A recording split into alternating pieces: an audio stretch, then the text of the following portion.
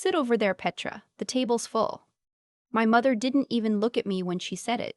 She was straightening the centerpiece, a ridiculous arrangement of white orchids she'd ordered from a florist in Yorkville, and she said it the way you'd say, "Close the door or wipe your feet," like I was a draft coming in from outside.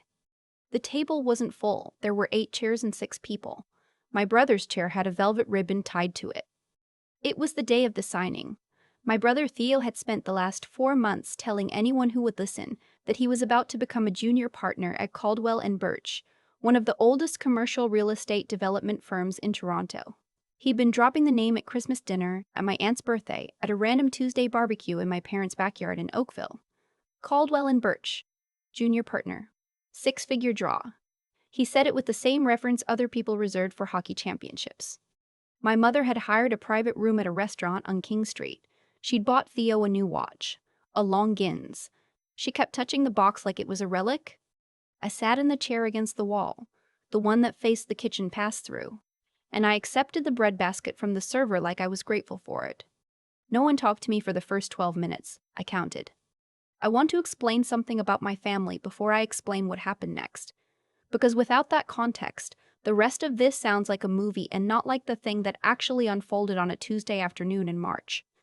My father built a small but decent property management company through 23 years of stubbornness and bad posture. He managed residential units mostly in Mississauga and Etobicoke, did it carefully and slowly, and by the time I was in high school the company was worth something real. Not spectacular, but real. He retired 5 years ago and handed the operational reins to my mother, who handed the actual decisions to Theo, who was, according to my father, the one who understood momentum. Theo did not understand momentum. What Theo understood was the language of momentum. He could walk into a room and describe a failing investment with such competence and velocity that the room believed it was already profitable. He'd always had this. At 14, he convinced my father to buy him a drum kit by presenting a PowerPoint about the therapeutic benefits of rhythm. He never played it once. When the company started struggling 3 years ago, quietly, the way bad things in families always happen quietly, my parents didn't tell me. I found out the way I found out most things in my family, which was by accident. My mother let slip at Easter that they'd refinance the house. When I asked why, she changed the subject with a speed that told me everything. I looked into it, gently, from a distance, and I found Caldwell Birch. I need to pause here and tell you what I actually do for a living, because my family has never really understood it, and I stopped trying to explain it to them around the time Theo got his first business card, and my father framed it.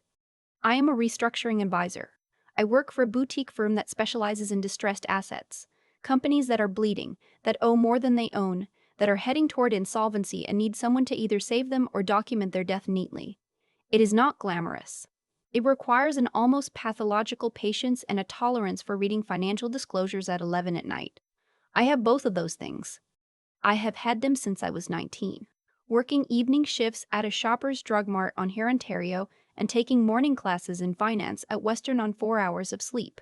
I did not ask my parents for money because I knew, even then, that the money flowed in one direction in our family, and that direction was Theo. Private tutors when he failed his grade 11 accounting class. A used Jeep when he got his license, replaced by a newer Jeep 18 months later after he backed the first one into a hydropole. A $20,000 loan for a food truck concept that lasted 1 summer and produced exactly 3 health code violations. My father called these seed investments. He called Theo entrepreneurial. He called me sensible, which in our family was the word they used when they meant unexciting. I graduated without debt, I got a job, I got promoted. I moved to a condo in Liberty Village and I sent my parents a nice card at Christmas, and I watched from a careful professional distance as my brother burned through goodwill and capital with the consistency of someone who had never once been told no. Then, 8 months ago, my restructuring firm was engaged on a file. The client was Caldwell Birch. I should explain what Caldwell Birch actually was, because what it appeared to be and what it was were 2 different things. On the surface, a boutique commercial real estate development partnership, 22 years old, good reputation, offices on Bay Street, name-dropped at the kinds of networking events where everyone is simultaneously trying to look like they don't need to be there. Underneath, a company that had overextended badly on 3 pre-construction projects, during a period when interest rates made the underlying financing assumptions collapse. They were carrying debt they couldn't service. Two institutional lenders had already escalated. They were, in the language I use at work, significantly impaired. They needed capital injection, or they needed a structured wind-down. What they had instead was a scheme. They were quietly soliciting new junior partners, charging a buy-in fee of $250,000 under the promise of equity participation and a revenue share. It was not technically fraudulent, but it was close enough to the line that I could see it from where I was standing. They were using incoming buy-in fees to service existing debt. The new partners were not buying into a growing firm. They were funding a delay. My brother had been bragging about Caldwell and Birch for 4 months. The first time he mentioned it, at my aunt's birthday dinner in November, I felt something cold move through my chest. Not fear exactly. Recognition. I didn't say anything. I watched him perform the name across the table. I watched my father nod the way he always nodded when Theo spoke, with the open, uncomplicated pride of a man who has never once considered the possibility that his son might be wrong. I went home that night and I pulled the file. $250,000. That was the buy-in. Theo had approximately $14,000 in his personal accounts. I knew this not because I'd snooped, but because he'd asked me 2 years ago to help him set up a TFSA, and the number he'd given me as his starting balance was $14,000, and he'd never once mentioned contributing more. He did not have the money, but my parents had a house in Oakville that they owned outright, a 4-bedroom detached in a neighborhood where property values had done what property values in the GTA do, which has become quietly, uncomfortably enormous. The equity in that house was the only real asset they had left. I sat with that information for 6 weeks. I almost called my mother. I drafted the message 3 times. I told myself it was the right thing, the bigger thing, the thing a good daughter did. Then I remembered the look on her face at my convocation when she said, "It's too bad you didn't go into law. Your cousin Paula is going into law," and I deleted the draft. I didn't warn them. What I did instead was file a conflict disclosure with my managing partner, recuse myself from the Caldwell and Birch engagement, and then, through a numbered company I'd incorporated in Ontario 3 years earlier for exactly these kinds of situations, I began acquiring the distressed debt position in Caldwell and Birch from one of the institutional lenders who had already given up and wanted out. It took 11 weeks. It was the most methodical 11 weeks of my life. I worked through a broker, kept everything clean, kept everything documented, and by the first week of March I held a debt position large enough to exercise creditor control rights over the firm. I did not own Caldwell and Birch the way you own a car. I owned the obligation they couldn't pay, which, in a distress scenario, is very often the more powerful position. I appointed an agent. His name was Harrington, and he was a former commercial litigator I had worked with on 2 previous files. He was precise, unflappable, and had the kind of face that made people feel they were being evaluated for something they hadn't prepared for. I gave him his instructions and his script, and I told him to be at the King Street restaurant at 1:15. My mother snapped her fingers at me at 1 o'clock. She did it without thinking. She was mid-sentence with my aunt, and her hand just went out to the side. A small, crisp snap, the way you'd signal a server. I was the server. I was sitting 4 feet from her, and she snapped her fingers at me and said, without turning her head, "Petra, get some water for the table, the pitcher's on the sideboard." The old version of me would have felt a hot, shameful burn behind my eyes. The old version of me would have smiled and picked up the pitcher and told herself it didn't mean anything. I picked up the pitcher. I walked to the table.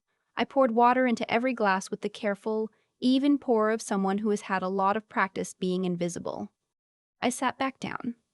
No one thanked me. My father was talking about the watch. He'd taken it out of the box and was passing it around the table. "Longines," he said. "Swiss movement. Same brand your grandfather wore." Theo was receiving it with the practiced humility of someone who had decided in advance that they deserved it. I checked the time on my phone. 13 minutes. Harrington arrived at 1:14. He did not look like a messenger. He looked like a consequence. He was in a charcoal suit, carrying a structured leather portfolio, and he moved through the restaurant with the unhurried authority of someone who had nowhere to be and everywhere to be simultaneously. The maître d' brought him directly to the private room. He knocked once, opened the door, and stepped inside. He looked at Theo. "Mr. Caldwell and Birch," he said, and he almost smiled. "I've heard a great deal about your ambitions." Theo stood up too fast, his chair scraped. Mr. Harrington, yes, my father and my mother and my... He gestured around the table without looking at me. Harrington pulled out a chair and sat down. He opened the portfolio. He didn't rush. Before we execute the partnership documents, I need to confirm the buy-in transfer. $250,000. Liquid. In the next 30 minutes to hold the equity position, we have another interested party who's been waiting. My father leaned forward. The funds are ready. My son has been very clear on that. Harrington looked at Theo. The electronic transfer confirmation. Can you pull it up? There was a pause. A brief, specific pause that I recognized because I had watched it happen before, on other files with other desperate people. It was the pause of someone who had been very confident until the exact moment that confidence was required to become concrete. The wire's already been initiated, Theo said. It'll show a pending status. We need a confirmation number to proceed, Harrington said. Standard requirement for equity execution. Theo opened his phone. I watched him from the corner of the room. I watched his thumb move with the quick practice gesture of someone navigating to a specific place. Then the gesture slowed. Then it stopped. There might be a processing delay, Theo said. My mother looked at him. Can you just show the transfer receipt? My father asked. The systems, Theo started. It's updating. Harrington checked his watch. I have 17 minutes before I need to be on a call with the other interested party. What happened in the next 4 minutes I have replayed more times than I can count, not with pleasure exactly, but with the strange, specific clarity you get when you've anticipated something for months, and then it happens exactly as you expected. Theo looked up from his phone. He was sweating. I could see it at his temple. He had a number. He had prepared something. He had taken a PDF of a banking document, and in the days before this meeting, I knew, because I had the metadata, he had altered it using a PDF editing tool, changed the displayed balance, printed it to a high-quality file, and saved it on his phone as a backup because he had not believed he would need to produce anything digitally. He had believed the paper would be enough. I can forward the document, he said, if you give me an email. Harrington gave him an email. It was, in fact, my email, routed through a generic domain my company held for exactly this kind of documentation. Theo opened his phone again. He attached the file. He hit send. 20 seconds later, my phone buzzed in my jacket pocket. I looked down at it. The email was there. The attachment was there. The file name was CIBC Search Statement March.pdf. The metadata, when I had pulled the original version 2 days ago from the same iCloud backup Theo used for his laptop, showed it had been created in a PDF editing program, last modified at 11:47 on a Sunday night, with 2 distinct font signatures indicating manual text replacement.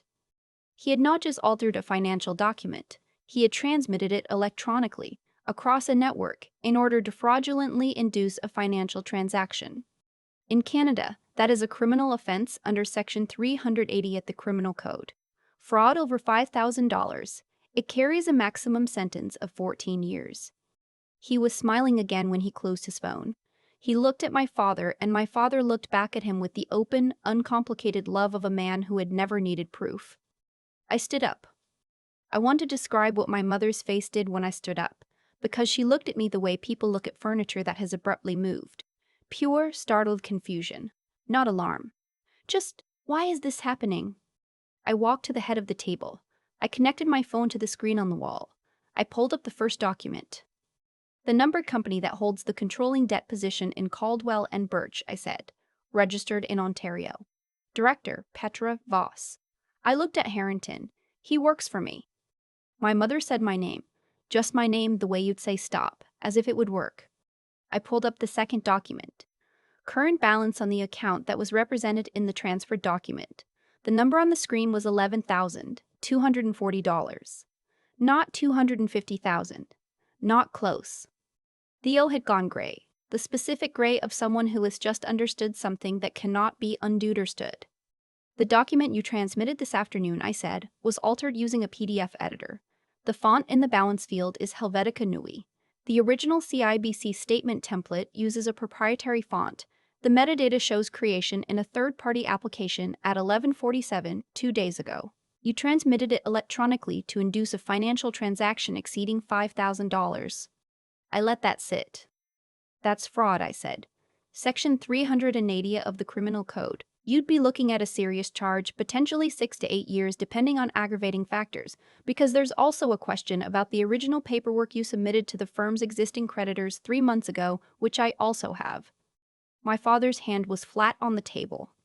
You're doing this, my mother said. Her voice had dropped to something low and strange. You're doing this to your brother. Theo did this, I said. I'm just the one who documented it. I put 2 documents on the table. I slid them toward my father. Option 1, I said. I forward the file and the metadata to the RCMP Commercial Crime Unit. The process takes its course. The firm is wound down under creditor supervision. Because the house is already being discussed as collateral in Theo's communications with the firm's principals, yes, I have those messages. There is a real possibility it becomes entangled in the investigation. My father stared at me. Option 2, I said. Theo signs a voluntary disclosure and cooperation agreement. No criminal referral from me. The firm is wound down cleanly. In exchange, my company takes the house through a consensual transfer. Not a forced seizure. A deed. That's our home, my mother said. No, I said. That's the collateral my brother was about to put up for a fraudulent transaction. The difference matters. My father looked at Theo for a long time. A long, quiet time in which the watch on the table sat in its velvet box, and the orchids held their ridiculous white heads up, and the water I had poured sat in every glass, perfectly level. Then he looked at me. And in that look, finally, after 31 years, I saw it. The recalibration. The small, terrible moment in which a man realizes that the child he called sensible was not a consolation prize. She was the only one paying attention. He picked up the pen. The transfer document took 4 minutes to execute. Harrington witnessed it. I slid the originals into my portfolio. I looked at my mother. You can keep the house, I said. I'm not interested in putting you out. My company will hold title, but I won't enforce the transfer if you maintain the property taxes and basic upkeep. That's a standing offer, not a permanent one, and it comes with conditions I'll have in writing by end of week. She didn't say thank you. She looked at me like I had done something to her, like I was the cause of this. I almost said something. I had something ready, actually. I had been carrying it around for years, the way you carry something in your coat pocket for so long it starts to feel like it belongs there. Something about the birthday I drove 4 hours from London in February for and sat at the children's table at, because Theo had brought 3 friends and they needed the chairs. Something about the promotion I got at 27 that my mother acknowledged with a "that's nice" and a subject change. Something about every single time I had been sensible and steady and invisible in a room that had always saved the good seats for someone else. I didn't say any of it. The silence was enough. The silence was more than enough. I looked at Theo. He was staring at the table. His new watch was still in its box, unclaimed. I'll have my assistant send over the maintenance schedule, I said. I picked up my portfolio. I buttoned my coat. I walked out of the private room and through the restaurant and out onto King Street, where the March air was cold and clean and the city moved around me like it always does, indifferent and enormous and entirely unimpressed. I didn't look back. I have thought a lot, in the months since then, about whether I did the right thing. I have turned it over the way you turn over a stone to see what's underneath, and I have looked at it from every angle I can reach. The legal question is settled. Everything I did was clean, documented, and within my rights as a creditor. The moral question is harder. What I come back to every time is this. I was in that room for 31 years. I was quiet in that room. I poured the water and sat against the wall and told myself that steadiness was a form of dignity, that patience would eventually be legible, that if I just kept doing the work, one day the room would understand. The room didn't understand until I owned it. I didn't enjoy that Tuesday the way I expected to. There was no rush of satisfaction when my father picked up the pen.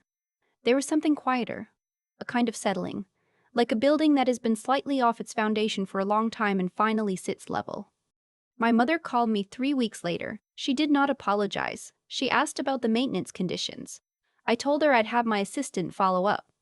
Theo moved in with a friend in Hamilton. Last I heard, he was describing himself as between ventures. I went back to work on Wednesday morning. I had a new file. A distressed hospitality group in Vancouver, 2 hotels and a catering company, messy and solvable. I sat down at my desk and opened the disclosures and started reading. And outside my window, the city was gray and ordinary and exactly where it had always been, waiting for someone to pay attention. I have always been good at paying attention. There's a specific kind of exhaustion that comes from being underestimated by the same people for 30 years. It's not dramatic, it doesn't announce itself. It just accumulates, quietly, the way water finds its level, until one day you realize you've been living slightly hunched, making yourself smaller so other people don't have to adjust. I spent a long time thinking my silence in that room was a weakness. My mother snapped her fingers at me like I was furniture, and I picked up the pitcher and I poured the water and I sat back down, and for years I would have called that patience. Looking back, I think it was something more precise than that. It was discipline. The decision to not spend what I hadn't finished earning yet. What Theo never understood, what my father spent 30 years failing to see, is that intelligence isn't loud. It doesn't need to perform. Theo could walk into any room and make it feel like something important was happening. He had that gift and he spent it recklessly, the way you spend money you didn't work for. He borrowed credibility from my father's hope and used it until there was nothing left. And because no one in our family had ever asked him to account for the gap between what he said and what was real, he stopped being able to see it himself. That gap was where I worked. That gap was, in fact, my entire profession. What I did wasn't revenge in the way people use that word. Revenge implies you acted out of feeling. What I did was the result of years of learning how systems actually work.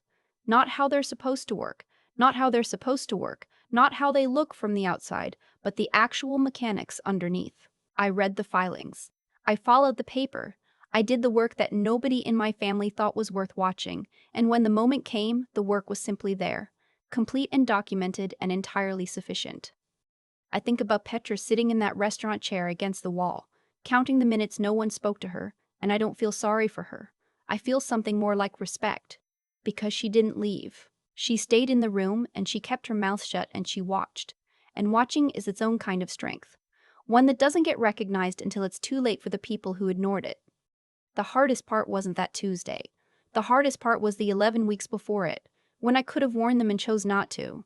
I have made peace with that choice. But it wasn't a clean peace. It came with the understanding that protecting people from consequences they earned isn't kindness. It's just a longer route to the same destination. What I know now is that the qualities that made me invisible in my family, the steadiness, the patience, the refusal to spend what I hadn't earned, were exactly the qualities that made everything that followed possible. Character isn't the thing you perform when people are watching. It's the thing that remains when no one is. Theo's character, left unsupported by my father's money and faith, had nothing underneath it. Mine had been load-bearing for years without anyone noticing. I went back to work on a Wednesday. I had a new file. Outside my window, the city was gray and ordinary and entirely indifferent to what had happened the day before. That indifference felt, for the first time in a long time, like enough.